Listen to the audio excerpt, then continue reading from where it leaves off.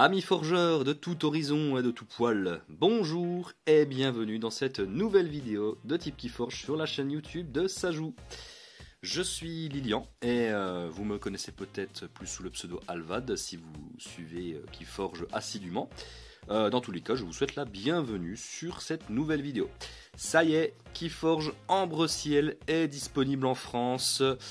Les decks ont débarqué chez nous, donc c'est trop cool. Et pour fêter ça, on va s'ouvrir un petit deck en vidéo et puis on va découvrir les nouveautés. Si vous n'avez pas vu encore la vidéo précédente que j'ai faite en anglais sur une petite ouverture de deck également sur Amber Skies. On avait déjà ouvert un deck de cette extension et là on va pouvoir en ouvrir un en VF cette fois-ci. On va regarder le boulot que nos chers traducteurs ont pu faire sur différentes cartes et on va voir ce que ce petit deck nous réserve. Voilà, si vous ne connaissez pas Keyforge, eh bien n'hésitez pas à aller voir les différentes vidéos qu'on a faites sur la chaîne YouTube de Sajou. J'ai fait une vidéo règles notamment et pas mal d'ouvertures de deck pour découvrir quelques cartes et comment elles fonctionnent. Allez, sans plus attendre, on va ouvrir ce petit deck Ambre-Ciel et j'espère qu'on va piocher des bonnes maisons, des bonnes cartes, on va avoir un joli petit deck. C'est le moment où je galère pour ouvrir le deck, donc j'en profite comme d'habitude pour vous dire de vous abonner à cette chaîne bien sûr, de partager, de liker, de commenter, ça nous aide vraiment beaucoup pour la visibilité de la chaîne, et puis la visibilité de Keyforge aussi. Bon, allez, il s'agirait de réussir à ouvrir ce deck, voilà, ça y est. C'est fait, alors c'est bon, la decklist n'est pas de ce côté. On va pouvoir regarder ce que ce deck nous réserve. Alors, voici les maisons que nous allons découvrir aujourd'hui. Le deck s'appelle Monsieur des Powers. Très joli nom. Et nous allons découvrir les maisons aujourd'hui. Equidon, la maison Orage, qui est la traduction officielle de cette nouvelle maison. C'est une nouvelle maison, donc ça c'est cool qu'on puisse l'ouvrir aujourd'hui. Et nous verrons également la maison 10 qui est revenue dans ce set après 3 sets Keyforge où elle n'était plus présente. Elle est de retour et c'était une maison qui était déjà présente dans la première extension. Et donc on va pouvoir voir ce que ce nouveau 10 nous réserve. Je suis très content des maisons, c'est très cool. La nouvelle maison, les 10 qui sont de retour et puis Equidon qui est une maison que j'aime beaucoup également. Allez, sans plus attendre, on va y aller, je vais vous faire un petit zoom quand même, voilà, on voit mieux les cartes, et sans plus attendre, c'est parti pour la découverte du deck. Et on va commencer par la maison 10. On commence avec une carte qui s'appelle Cautérisation, et tout de suite je vais pouvoir vous parler de la nouveauté, une des grosses nouveautés de l'extension. Si vous n'avez pas vu la vidéo précédente, vous voyez ici, alors il y a un don de capture, ça c'était déjà présent sur les anciens sets, mais il y a également ce don ici, hop, que je vais vous montrer en plus gros si j'y arrive, voilà. Ce don c'est un don de maison, vous pouvez le voir, ce don c'est le même logo qu'ici, et il s'agit en fait d'un don de la maison Orage. Ça veut dire que cette carte là, je vais pouvoir la jouer si j'appelle la maison Orage. Et c'est une des grosses nouveautés de l'extension. On a des cartes qui vont pouvoir être jouées dans 2 maisons différentes. Et ça c'est trop cool. Donc je pourrais jouer cette carte, si je joue 10 bien sûr, ou Orage. Donc ça c'est très cool. Alors cette carte, qu'est-ce qu'elle fait? C'est une carte d'action, jouez, détruisez une créature ou un artefact. Si vous le faites, votre adversaire perd un nombre d'ambres égal au nombre d'icônes bonus sur la carte détruite. Très chouette carte, ça me paraît très fort, hein. Vraiment ça peut gérer le board ou un artefact qui serait un petit peu relou. Et en plus on fait perdre de l'ambre s'il y a des icônes bonus. Donc très chouette carte. Ça c'est une belle carte de la maison 10, du 10 comme on aime, de la violence, c'est tout ce qu'on veut. Deuxième carte avec ça. Je ne sais pas comment on peut le prononcer. Alors ça qui a un nombre imprimé, déjà, très cool. C'est une carte alpha. Alors qu'est-ce qu'une carte alpha? Le mot-clé alpha signifie que cette carte doit être jouée en tout premier lors de votre choix de maison, enfin après avoir choisi la maison, quand vous commencez votre tour, c'est la première chose que vous devez faire. Vous ne devez pas jouer d'autres cartes avant, vous ne devez pas avoir utilisé d'autres cartes avant. Donc ça c'est vraiment la première carte qu'il faudra jouer pendant son tour. Et qu'est-ce qu'elle nous dit cette carte? Elle nous dit que quand on la joue, on choisit une maison, cette maison devient la maison active. Ok, donc après avoir joué 10, ben, en fait on va changer la maison active avec cette carte. Ce qui nous permettra d'utiliser, enfin de récupérer ce petit nom d'ombre et puis de jouer éventuellement autre chose. Ok, pourquoi pas. Pourquoi pas.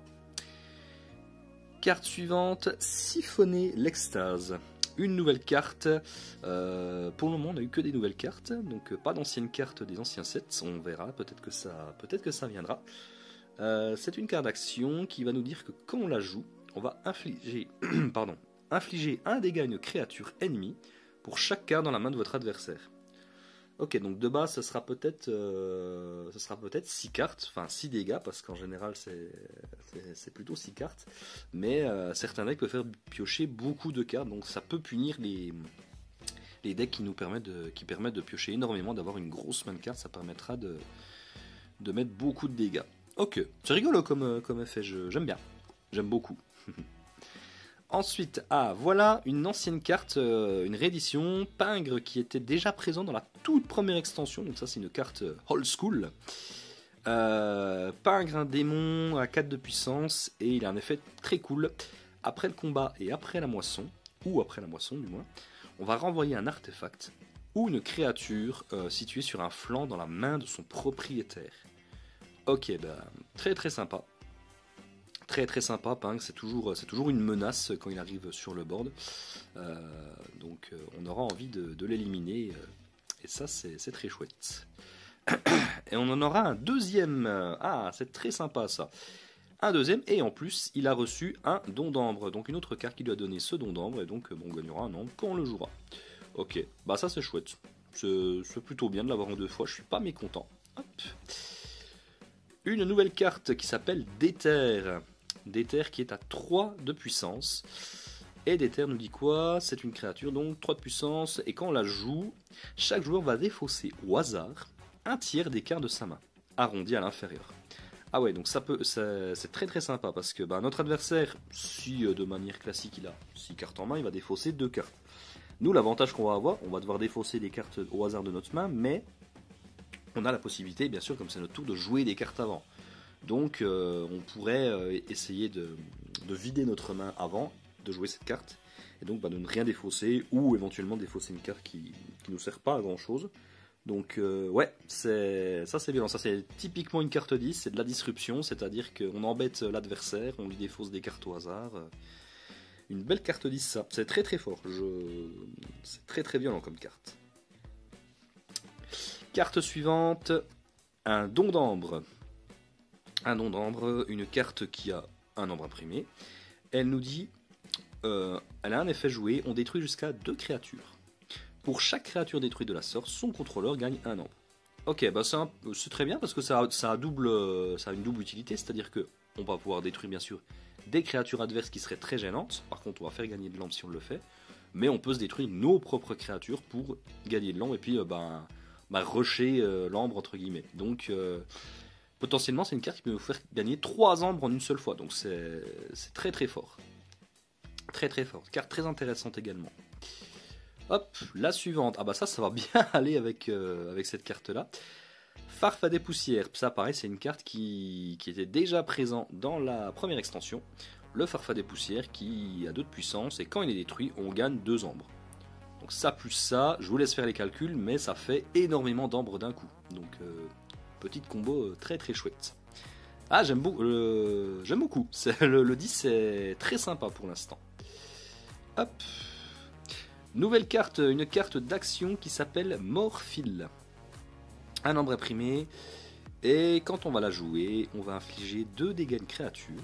Ok. Et si ces dégâts détruisent cette créature, on va infliger 4 dégâts à chaque créature qui partage une maison avec la créature détruite. Ok, c'est très rigolo, très très sympa comme carte. Pas mal situationnel quand même, mais voilà, si on a un gros board en face avec beaucoup de créatures de la même maison, avec notamment des petites créatures, ça peut faire le ménage ça, donc c'est plutôt intéressant. Hop, on l'aura une deuxième fois de Morphile, avec cette fois-ci un don de capture qui lui a été donné. Donc, très cool. Pourquoi pas. Carte suivante, ça c'est une carte qu'on connaît déjà. C'est une carte qui vient de Mutation de Masse, la 4ème extension, qui s'appelle Esprit en Feu. Et elle a eu un don d'ambre. Ce n'est pas un ambre imprimé qui est là de bas sur cette carte. Normalement, il n'y en a pas. Mais là, elle a reçu un don d'ambre. Esprit en Feu nous dit que quand on la joue, notre adversaire va se défausser d'une carte au hasard de sa main. Et on va voler un ambre pour chaque icône bonus sur la carte défaussée. Ouais. Donc c'est toujours très bien ça comme genre de carte. Là, vous voyez, si vous ne connaissiez pas la maison 10 encore, là... vous la rencontrez, c'est vraiment de la disruption à fond. Bah, carte très cool. Carte très cool. Et on passe à la carte suivante avec le Farfadet Vapeur. J'aime beaucoup le nom de la carte, Farfadet Vapeur. Qui a reçu un don de dégâts. 2 de puissance. Cette carte elle-même a donné 2 dons de défauts. On ne les a pas encore vus, donc on les verra par la suite. Et ce Farfadet Vapeur a un effet après la moisson. On défausse une carte au hasard de notre main.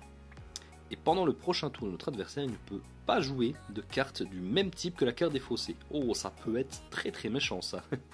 Si notre adversaire a une main blindée de cartes action, je l'utilise et je défausse une carte action de ma main, et ben tu joues rien. Donc ouais, ça peut être très violent. Ça va être une menace aussi. Ça, on va avoir quand on la voit en face, on va avoir envie de l'enlever. Donc ouais. C'est très jolie carte également. On a un très beau set 10 là pour le moment. Et on va passer à la maison Equidon. Donc le 10 j'aime beaucoup. J'aime beaucoup ce set 10. Il y a plein de jolies cartes, des nouvelles cartes très sympathiques, des cartes qui sont revenues de l'ancienne extension, qui sont très sympas. Donc ouais, ça commence très bien ce petit deck. Et on va passer à la maison Equidon. Alors, je vous avais peut-être aperçu la prochaine carte. En fait, cette carte-là, je m'attendais à la voir parce que comme je vois que j'ai pas mal de dons d'ambre sur le...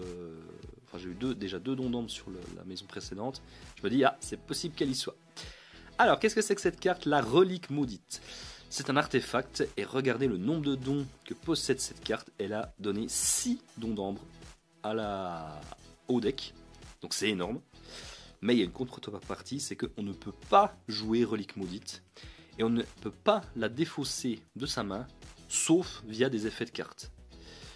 Ce qui veut dire qu'en fait, voilà, c'est la présence de cette carte dans notre deck a fait que la relique maudite, en fait, elle permet de donner beaucoup de dons d'ambre à notre deck, mais on va pas pouvoir s'en débarrasser. Donc ça va nous donner une chaîne en main, entre guillemets. On ne pourra pas s'en débarrasser si facilement que ça, si on l'a en main. Il faudra trouver des effets de cartes qui nous permettent de le faire. On a vu peut-être une petite solution avec le Farfadet Vapeur qui nous permet de défausser une carte au hasard. Alors comme c'est du hasard, faudra prier. Et puis on a le Déter aussi qui nous permet de défausser au hasard un tiers de nos cartes. Donc si on arrive à se débarrasser de beaucoup de cartes et qu'on a celle-là en main, ça peut être intéressant. On a quand même déjà 2 solutions pour s'en débarrasser de cette relique maudite, donc c'est plutôt cool de l'avoir dans ce deck. Ok, et ben c'est très chouette tout ça, donc on va avoir encore des dons d'ambre dans notre deck. C'est pas pour me déplaire. Et ben voilà un justement, hop. En voilà un qui a été donné à Agent de Change, une nouvelle créature qui a 4 de puissance et 1 d'armure. Et son effet est après le combat, après la moisson. Pour chaque carte dans la main de notre adversaire au-delà de 5, il perd un ambre. Ok, ça c'est encore une carte qui va punir les decks avec beaucoup de pioches, qui permet d'avoir beaucoup de cartes en main. Donc si vous avez ce genre de deck dans votre collection, vous n'allez pas vouloir jouer contre moi.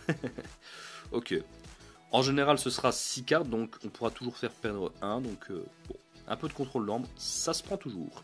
Et en plus, 4 et 1 d'armure, c'est quand même pas facile à enlever. La surenchère, avec encore une fois un don d'ambre, donc il a 2 ambres quand on va le jouer, donc ça c'est cool.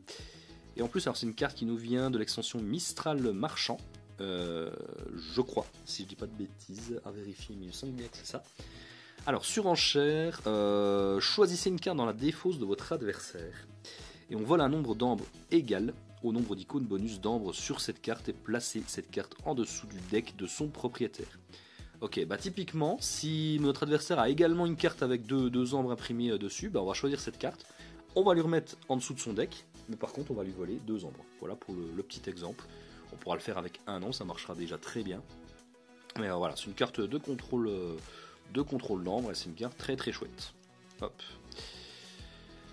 Hop, nouvelle carte avec secret de fabrique. Ah, ça c'est une carte qui vient de Mistral Marchand, ça c'est sûr, parce que je le sais parce qu'un de mes decks préférés de cette extension, il y a cette carte et elle marche très très bien dans le deck. Enfin bref. Défausser n'importe quel nombre de cartes Equidon de votre main et on vole un ambre pour chaque carte défaussée de la sorte. Alors, bah, il faudra sacrifier en quelque sorte nos cartes Equidon en main, mais ça nous permettra de voler de l'ambre. Et ben voilà une belle solution pour se débarrasser de notre relique maudite. Ouais, donc la relique maudite, ça va. On a des solutions pour s'en débarrasser, donc ça c'est très cool. Et puis cette carte-là, bon, en elle-même, elle est très bien, quoi. Elle est très très bien. Je sais pas si on a beaucoup de pioches pour avoir encore plus de cartes en main. Je suis pas sûr, mais parce que c'est avec la pioche, ça marche bien. Là, on n'en a pas beaucoup, mais bon, voilà. Hop. Allez, nouvelle carte. Avec cette fois-ci, l'As des As. J'aime beaucoup le nom, bon, bien joué les traducteurs. Une créature à 4 de puissance. Cette carte nous dit que les clés coûtent plus un ambre pour chaque ambre sur l'As des As. Et quand on la joue, on va capturer un ambre. Donc déjà, on va gérer de l'ambre, on va capturer un, et puis on trouvera peut-être des solutions pour éventuellement lui remettre de l'ambre sur lui. On a déjà vu quelques dons de capture précédemment. Donc ça c'est une petite carte de contrôle d'ambre très très sympathique. Ok, l'As des As, très très bien. je découvre la traduction des cartes, c'est quelque chose que je vous ai pas dit, mais je commence à connaître un petit peu les cartes en anglais, mais en français je connais pas, donc c'est rigolo. Nouvelle carte, exécution du contrat avec un ambre de base et un don d'ambre qui a été donné grâce à la relique maudite certainement. Une carte qui nous dit que quand on la joue, c'est une carte d'action, pour le reste du tour, chaque fois qu'on joue une créature, on va infliger 2 dégâts à une créature. Ok, alors est-ce qu'on a eu beaucoup de créatures Equidon pour l'instant? Deux, on en a eu que 2 pour l'instant, donc on espérera voir encore d'autres créatures pour que ça synergise bien avec cette carte. Mais voilà, ça permet de contrôler un petit peu, de mettre un petit peu des dégâts indirects, et c'est toujours très bien. C'est toujours très bien. Donc carte sympathique, nous dirons. On l'aura une deuxième fois avec cette fois-ci non pas un don d'ambre, mais un don de défausse. Ok, bon les dons de défausse c'est toujours cool aussi. 2 exécutions du contrat. Ok, très bien. Hop, carte suivante. Ah ben voilà, une créature, c'est très bien ça. Une créature qui s'appelle la distributrice Jeannette, ou Jeannetté avec ses accents un petit peu bizarres, je ne sais pas comment il faut le prononcer. Alors, une carte qui a donné 2 dons de capture à notre deck, et un effet après le combat, après la moisson, on déplace un ambre d'une créature vers une autre créature. Ok, ça me rappelle, il y a une carte dans le même genre qui était en saurien, en saurus dans les extensions précédentes. J'ai oublié son nom, mais il y avait une créature qui faisait déjà un petit peu cet effet-là. Et donc l'avantage, c'est qu'en fait, vous déplacez un nombre d'une créature vers une autre créature. Ça peut être une créature alliée vers une créature ennemie. Et du coup, l'ambre, on va le récupérer. Donc ça c'est toujours très sympa. Employé du mois, 47 mois d'affilée. Pas mal. Alors moi aussi, je suis employé du mois chez Sajou depuis plein de mois d'affilée. Hein. Bon, je suis le seul, mais faut pas le dire. Peut-être qu'elle est la seule employée, hein. On sait pas. Nouvelle carte avec le Skipper Uko. Le Skipper Uko qui a 4 de puissance et qui a un effet après la moisson.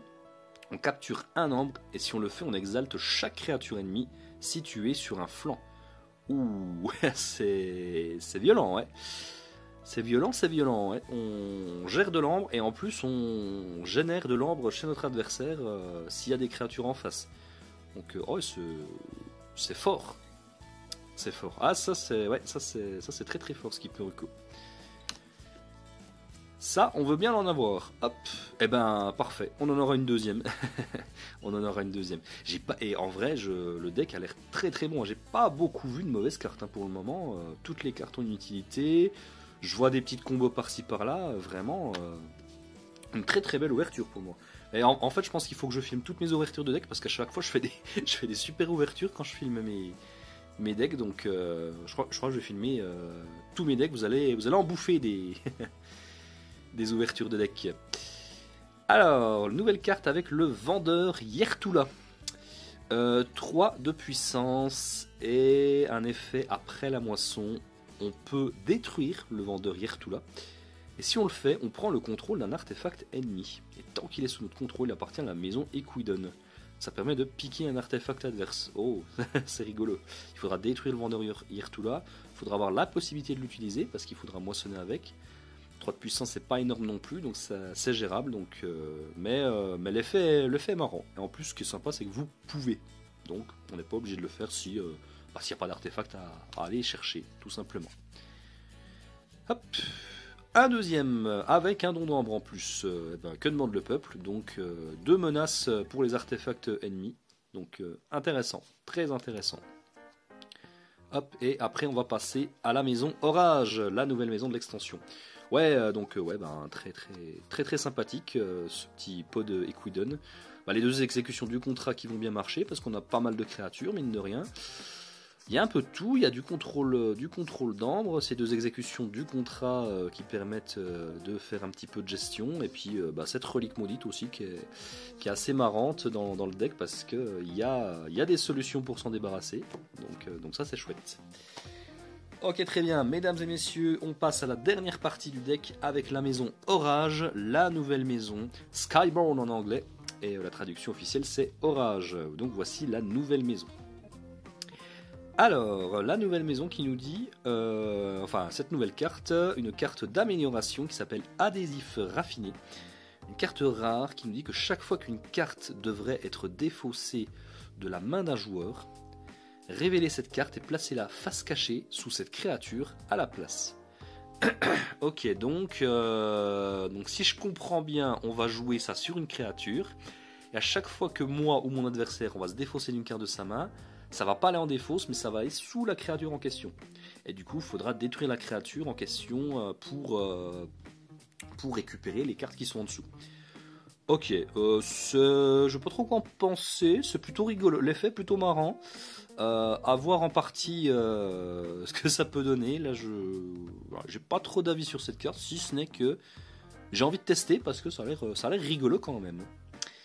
Ok, après si on a un adversaire qui joue par exemple Spectroid, une maison qui joue beaucoup avec la défaut, ça peut bien l'embêter, remarque. Donc ouais, ça peut empêcher d'être hanté, tout ça. Carte suivante, une carte d'action libre comme l'air. Je suis le roi du monde. Très belle ref. Quand on la joue, on forge une clé à son coût actuel plus 4, réduit de 1 pour chaque créature orage située sur un flanc. Ok, une petite carte qui permet de forger une clé. Alors plus 4, donc il faudra bien mettre nos créatures orage sur le flanc. Donc ça réduira déjà de 2. Et si l'adversaire joue également orage, ça peut être intéressant parce que c'est bien marqué pour chaque créature orage.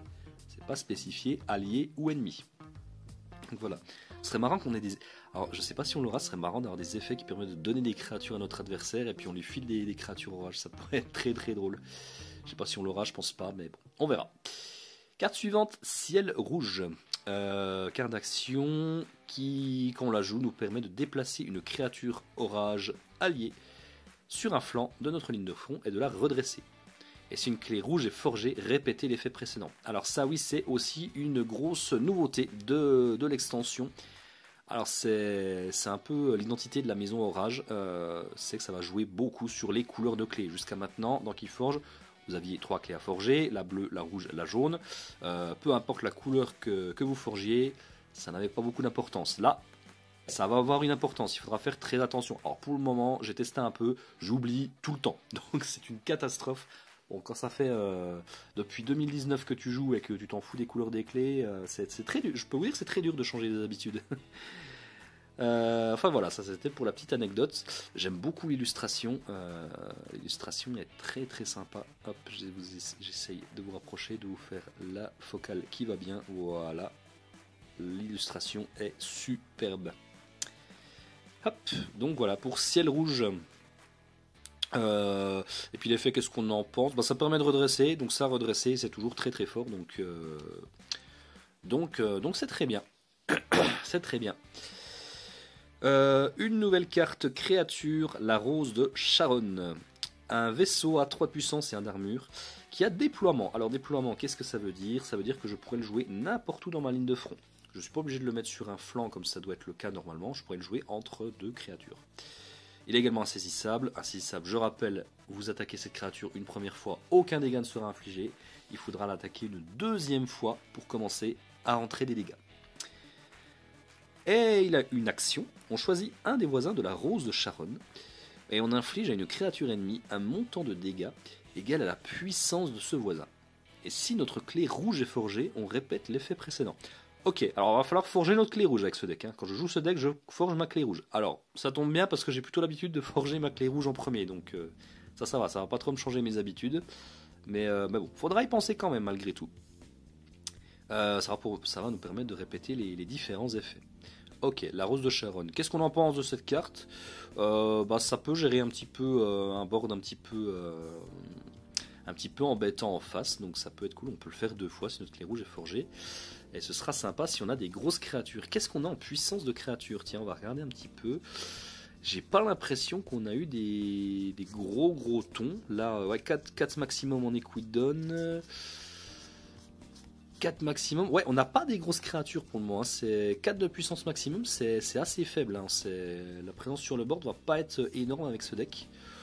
Donc voilà, ce sera quelque chose auquel il faudra penser. Et c'est pas cette carte qui va augmenter la moyenne, puisque nous aurons une créature à 2 de puissance qui s'appelle Freds en roche. Hop, un petit coup de focal. Freds en roche, qui a 2 de puissance, qui est insaisissable. Et il a une action. Si notre clé rouge est forgée, décidément, il va vraiment falloir la forger celle-là, on détruit chaque créature ennemie située sur un flanc. Sinon, on détruit une créature ennemie située sur un flanc. Ok, ouais, ça peut être c'est une grosse menace ça également. Le design de la carte me fait penser à une créature de la maison Ombre.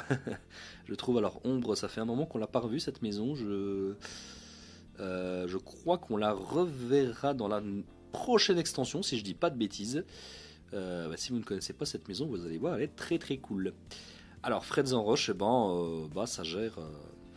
ça gère de l'ombre, donc ça gère des créatures, pardon, donc c'est très sympa. Hop. Nouvelle carte, deuxième Freds en roche. Ok, ça va être vraiment double menace pour les créatures adverses. Hop. Carte suivante, une amélioration.